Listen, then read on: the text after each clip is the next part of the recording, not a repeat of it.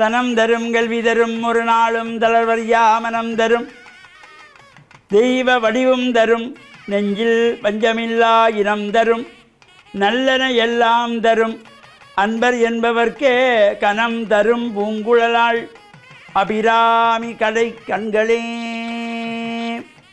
ஓம் நமச்சிவாய. மேன்மைகள் சைவநீதி விளங்குக உலகமெல்லாம். நோயற்ற வாழ்வே குறைவற்ற செல்வம். அந்த நோய் நொடிகள் இல்லாத வாழ்வு இந்த உலக மக்கள் எல்லோரும் வாழ வேண்டும் என்று கலியுகத்தின் காந்தமலை ஜோதியாகிய சபரிமலை சுவாமி ஐயப்பனுடைய திருவடிகளை சிறந்தாழ்த்தி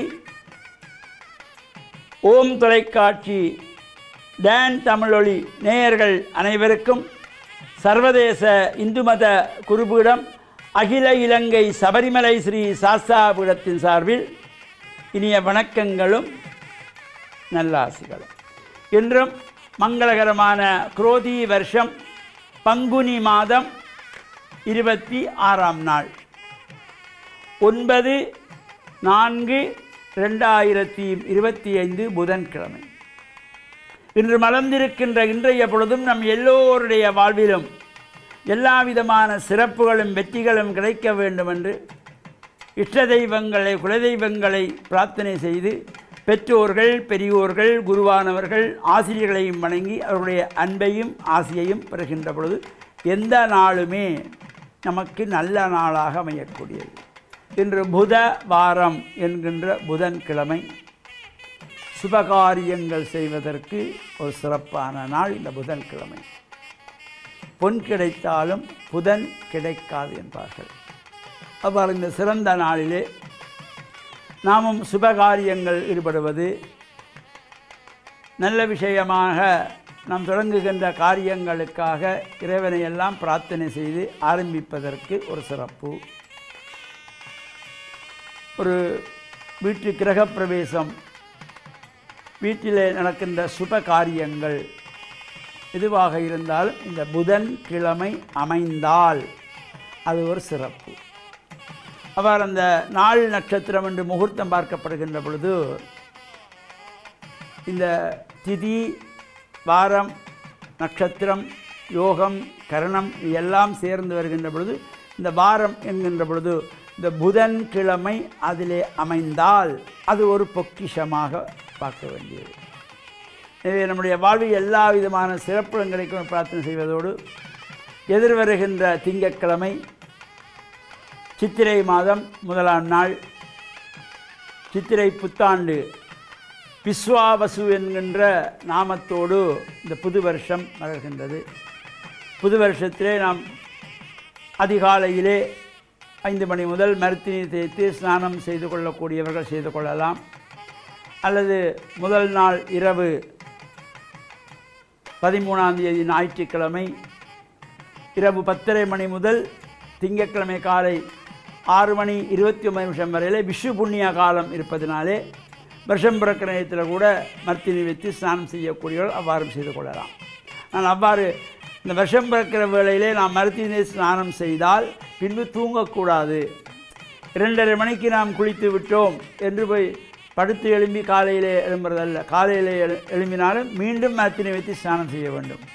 எனவே காலையில் 5 மணி 4:30 மணிலிருந்து 5 மணிக்குள்ளே இந்த மருத்தினை வைத்து ஸ்நானம் செய்து ஏனைய கொண்டாட்டங்களில் ஈடுபடுவது, பெரியோர்கள் பெற்றோர்கள் தாத்தா பாட்டி வயதான மூத்தவர்கள் பாதம் பணிந்து அவர்களிடத்திலிருந்து புத்தாடைகளை பெற்றுக்கொள்வது, ஆசிகளை பெற்றுக்கொள்வது, அவ்வாறு இந்த விஸ்வாவசு என்கின்ற பெயரோடு மலர்கின்ற இந்த ஆண்டிலே சிகப்பு அல்லது நீல ஆடைகள் வாக்கிய பஞ்சாங்கப்படியும் சிகப்பு அல்லது வெள்ளை நிற ஆடைகள் என்று திருக்கணித பஞ்சாங்கம் குறிப்பிட்டிருக்கிறார்கள். எனவே இந்த சிகப்பு அல்லது நீலம் அல்லது வெள்ளை ஏதோ ஒரு கரைகள் அமைந்ததாக நாம் இந்த ஆடைகளை அணிந்து புத்தாடை அணிவதோடு இந்த புது வருஷம் நாம் புத்தாடை எடுக்கின்ற பொழுது முதலிலே நம்முடைய குலதெய்வங்களுக்கு ஆடைகள் பட்டு எடுத்த பின்புதான் நமக்கு அந்த ஆடைகள் எடுக்க வேண்டும் என்ற சிந்தனை எல்லோருக்கும் வர வேண்டும். அவ்வாறு இந்த புது வருடம் தொடர்பாகவும் தொடர்ந்து வருகின்ற நாட்களிலே சிந்திப்போம் என்று கூறி டான் தமிழொலி ஓம் தொலைக்காட்சி நேயர்கள் அனைவருக்கும் சர்வதேச இந்து மத குருபலத்தின் சார்பில் நல்ல ஆசிகளை கூறிக்கொள்வதில் மனமகிழ்வு கொள்கிறோம். சர்வே ஜனாக சுகினோ பவந்து, சமஸ்த சன்மங்களானி சந்து. சுபம்.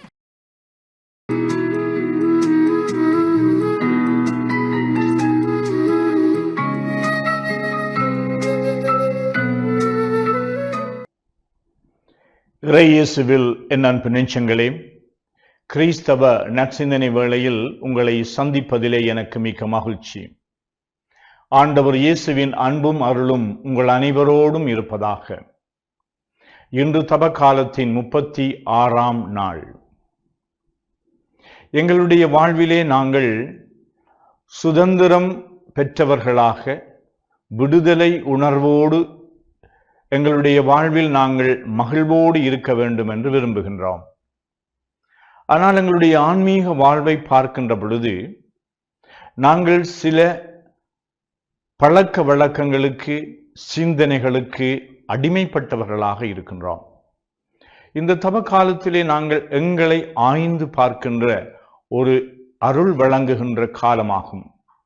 இந்த காலத்திலே எங்களை நாங்கள் உற்று நோக்குகின்ற பொழுது எவ்வளவு தூரம் நான் உண்மையான சுதந்திரத்தோடு வாழுகின்றேன், என்னுடைய சிந்தனையும் என்னுடைய பேச்சும் என்னுடைய நடத்தையும் சுதந்திர உணர்வோடு இவற்றை நான் செய்கின்றேன்.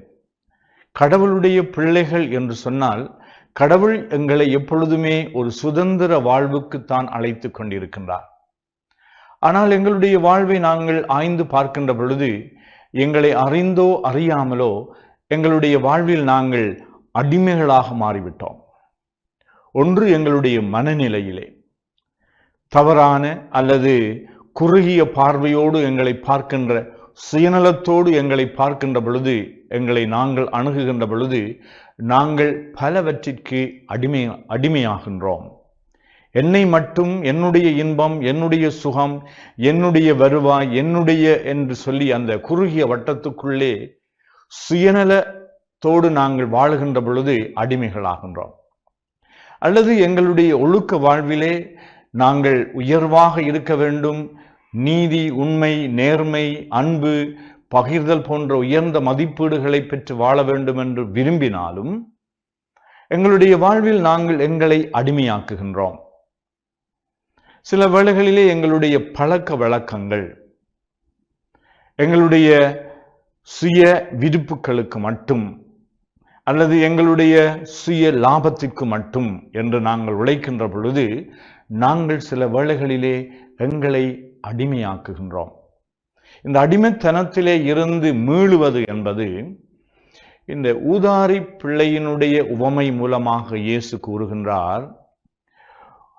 ஒருவன் பாவத்தினுடைய அதி தாழ்ந்த நிலையிலே இருக்கின்றான், பன்றிகளோடு சேர்ந்து எண்ணப்படுகின்ற அளவிற்கு அந்த பன்றிகளுக்கு கொடுக்கின்ற உணவையும் அவனுக்கு கொடுக்க யாரும் இல்லை என்று சொல்லி ஒரு அடிமை வாழ்வு, பாவம் அவனை ஒரு அடிமையாக்குகின்றது. ஆனாலும் அவனுடைய சிந்தனையிலே தன்னுடைய தகப்பனுடைய தாராள மனதையும் அன்பையும் அவருடைய செல்வாக்கு மிக்க அவருடைய பிரசன்னத்தையும் உணர்கின்றான். அதனால் அவன் தன்னுடைய அந்த அடிமை நிலையிலே இருந்து மாறுவதற்கு அவனுடைய மனநிலையிலே ஒரு மாற்றம் எழுகின்றது. நான் எழுந்து செல்லுவேன், என்னுடைய தந்தையுடைய வீட்டிற்கு நான் மீண்டும் செல்லுவேன், அதுதான் என்னுடைய சுதந்திர வாழ்வு, அங்குதான் என்னுடைய மகிழ்ச்சி இருக்கின்றது. அவன் திரும்பி வருகின்ற பொழுது இந்த அவனுடைய உள்ளத்தில் மட்டுமல்ல மகிழ்ச்சி, வானத்திலே மகிழ்ச்சி உண்டாகும் என்று சொல்லப்படுகின்றது. அதனாலே நாங்கள் மகிழ்ச்சியை தேடி, வளமையை தேடி, உயர்வை தேடி நாங்கள் பயணிக்கின்ற பொழுது எங்களை அடிமைப்படுத்துகின்ற பழக்க வழக்கங்கள் என்ன, மனநிலைகள் என்ன, சிந்தனைகள் என்ன, எங்களுடைய விருப்புகள் என்ன, இவைகளெல்லாம் எங்களை அடிமைப்படுத்தாமல் நாங்கள் உண்மையாகவே ஒரு சுதந்திர புருஷர்களாக வழி நடப்பதற்கு இறைவனுடைய அருளை நாங்கள் இந்த நாளிலே இறந்து கேட்போமாக. ஆமேன்.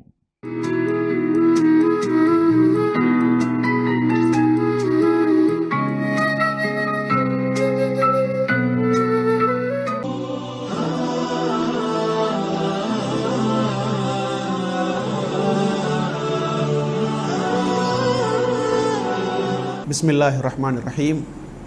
இஸ்லாமிய நற்சிந்தனையோடு இணைந்திருக்கக்கூடிய நேயர்கள் அனைவருக்கும் அஸ்ஸலாமு அலைக்கும் வரஹ்மத்துல்லாஹி வபரகாத்துஹு.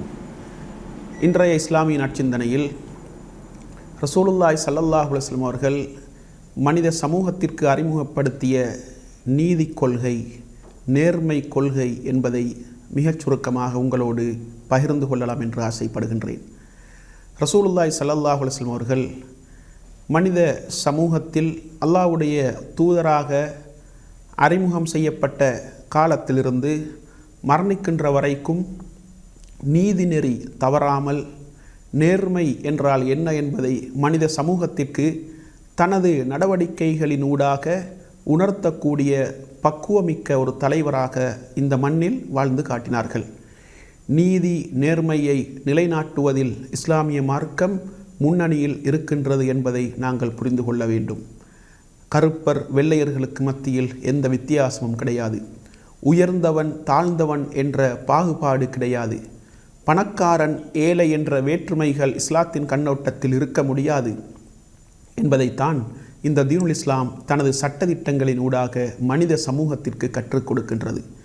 ஒரு மனிதன் குற்றமிழைத்து விட்டால் அந்த மனிதன் எந்த நிலையில் இருக்கக்கூடியவனாக இருந்தாலும் சரி, எந்த குடும்ப பின்னணியோடு வாழக்கூடியவனாக இருந்தாலும் சரி, எப்படிப்பட்ட உயர்நிலையில் வைத்து மதிக்கப்படுகின்ற மனிதனாக இருந்தாலும் சரி, குற்றவாளியை குற்றவியல் சட்டத்திற்கு முன்னால் நிறுத்த வேண்டும் என்பதில் இஸ்லாம் ஒரு தெளிவான கோட்பாட்டோடு இந்த மனித சமூகத்திற்கு அறிமுகப்படுத்தப்பட்டது.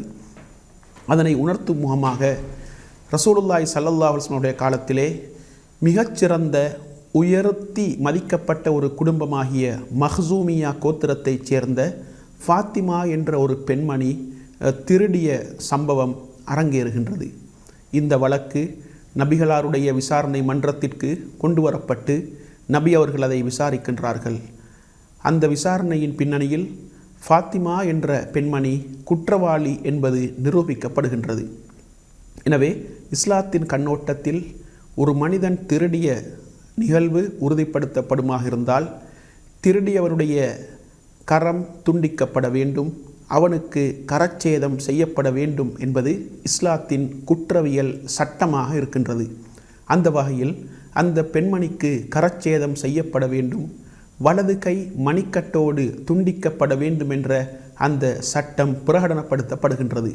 அந்த நேரத்திலே நபி அவர்கள் மிகவும் நேசிக்கக்கூடிய ஒரு நபித்தோழராகிய உசாமா ரதியல்லாஹு அன்ஹு அவர்கள் நபிகளாரிடத்திலே வந்து பேரம் பேசுகின்றார்கள். நபிகளாரிடத்திலே வந்து, அல்லாவின் தூதரே, இந்த பெண்ணை பொறுத்தவரைக்கும் ஒரு உயர் குலத்து பெண்மணி, எல்லோரும் மதிக்கக்கூடிய குடும்பத்தைச் சேர்ந்த ஒரு பெண்மணி. எனவே அந்த பெண்ணுக்குரிய தண்டனையை எல்லோருக்கும் கொடுப்பதை போன்று நீங்கள் கொடுத்தால் குடும்ப மரியாதை, குடும்ப மானம் இல்லாமல் போய்விடும். அதனால் தண்டனையை கொஞ்சம் வித்தியாசப்படுத்தலாமே என்று நபிகளாருக்கு ஆலோசனை சொல்லுகின்றார்கள். அந்த நேரத்தில் நபி அவர்களுக்கு கோபம் ஏற்படுகின்றது. உடனே மக்கள் மன்றத்திற்கு வந்து நபி அவர்கள் மக்களை பார்த்து பேசுகின்றார்கள். மக்களே, என்னுடைய மகள் ஃபாத்திமா திருடியிருந்தாலும் அந்த மகளுடைய கரத்தையும் துண்டிப்பதில் பின்மிக்கக்கூடியவனாக இந்த முகம்மது இல்லை என்பதை நீங்கள் புரிந்து கொள்ள வேண்டும். எனவே மஹ்சூமியா கோத்திரத்தைச் சேர்ந்த ஃபாத்திமா என்ற பெண்மணி திருடியிருக்கின்றார்கள். எனவே அவர்களுக்கு தண்டனை இப்பொழுது உறுதிப்படுத்தப்படுகின்றது, நிச்சயிக்கப்படுகின்றது. எனவே அந்த தண்டனையில் என்னிடத்தில் யாரும் வந்து சிபாரிசு செய்யக்கூடாது. இஸ்லாம் எவராக இருந்தாலும் குற்றம் செய்தால் அந்த குற்றவியல் தண்டனைக்கு முன்னால் சமனாக நிறுத்தப்பட வேண்டும் என்ற கோட்பாட்டை சொல்லக்கூடிய மார்க்கம். அந்த மார்க்கத்தை பிரச்சாரம் செய்வதற்காகத்தான் அல்லாஹ்வினால் இந்த உலகத்திற்கு நான் அனுப்பப்பட்டிருக்கின்றேன். எனவே அந்த விடயத்தில் யாரும் என்னிடத்தில் வந்து சிபாரிசு செய்யக்கூடாது, சட்டத்தில் சலுகை கேட்கக்கூடாது என்பதை மிக தெளிவாக மனித சமூகத்திற்கு உணர்த்தினார்கள். ஏன், அல் குர்ஆன் கூட அந்த கோட்பாட்டை மிக தெளிவாக சொல்லுகின்றது. எப்படி, வலா யஜ்ரிமன்னக்கும் ஸனஆனு கௌமின் அலா அல்லா தஅதிலு இஅதிலு ஹுவ அக்ரபு லித்தக்வா.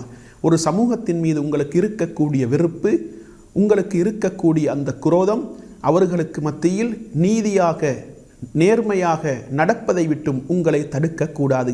நீங்கள் நீதியாக நடவுங்கள், அதுதான் இறையச்சத்திற்கு மிக நெருக்கமானது என்ற கோட்பாட்டை இஸ்லாம் சொல்லுகின்றது. எனவே இந்த உலகத்திலே குற்றவாளி யாராக இருந்தாலும் சரி, எந்த மதத்தைச் சேர்ந்தவனாக இருந்தாலும் சரி, எந்த உயர் குலத்தைச் சேர்ந்தவனாக இருந்தாலும் சரி, குற்றவாளி தண்டனைக்கு முன்னால், சட்டத்திற்கு முன்னால் நிறுத்தப்பட வேண்டும் என்பதில் இஸ்லாம் மிக தெளிவான ஒரு கோட்பாட்டை எங்களுக்கு சொல்லுகின்றது. சில சந்தர்ப்பங்களில் சஹாபாக்களுக்கு, நபி அவர்களுடைய தோழர்களுக்கு முஸ்லிம் அல்லாதவர்களோடு சர்ச்சைகள் ஏற்பட்டு விசாரிக்கப்பட்டு முஸ்லிம் குற்றவாளி என்று நிரூபிக்கப்படுகின்ற பட்சத்தில் அந்த முஸ்லிமுக்கு கூட இஸ்லாம் தண்டனைகளை கொடுக்கின்றது. அந்த நேரத்தில் முஸ்லிம் அல்லாதவன் என்ற அந்த வேறுபாட்டை இஸ்லாம் பார்க்காமல் குற்றவாளி எவராக இருந்தாலும், முஸ்லிமாக இருந்தாலும், இறைச்சமுள்ள மனிதனாக இருந்தாலும், அல்லாவை பயந்து நடக்கக்கூடிய மனிதனாக இருந்தாலும் அவன் குற்றவாளி என்று நிரூபிக்கப்படுகின்ற பட்சத்தில் அந்த மனிதனுக்குரிய தண்டனையை நிறைவேற்றுவதில் இஸ்லாம் மிக தெளிவான ஒரு கொள்கையோடு இந்த உலகத்திற்கு அறிமுகம் செய்யப்பட்டிருக்கின்றது என்பதை மிக தெளிவாக நாங்கள் புரிந்து கொள்ள வேண்டும். எனவே வேற்றுமைகள் இஸ்லாத்திலே கிடையாது, வேறுபாடுகள் இஸ்லாத்திலே கிடையாது, உயர்குலம் தாழ்குலம் என்ற அந்த வித்தியாசங்கள் இஸ்லாத்திலே கிடையாது, பணக்காரன் ஏழை என்ற வித்தியாசம் கிடையாது, அரபி அஜமி என்ற வேறுபாடு இஸ்லாத்திலே கிடையாது. சட்டத்திற்கு முன்னால் அனைவரும் சமனானவர்கள் என்ற அந்த கோட்பாட்டை நபி அவர்கள் மனித சமூகத்திற்கு அறிமுகப்படுத்தினார்கள். இந்த உலகத்திலே இறையச்சத்தோடு அல்லாவை பயந்து நடக்கக்கூடியவர்கள் தான் அல்லாவிடத்திலே சங்கைக்குரியவர்கள், கண்ணியத்திற்குரியவர்கள் என்ற அந்த தத்துவத்தை இஸ்லாம் சொல்லுகின்றது. எனவே இந்த உலகத்திலே நீதியையும் நேர்மையையும் சமனாக நிலைநாட்டுவதற்கு வந்த மார்க்கம் தான் தீனுல் இஸ்லாம்.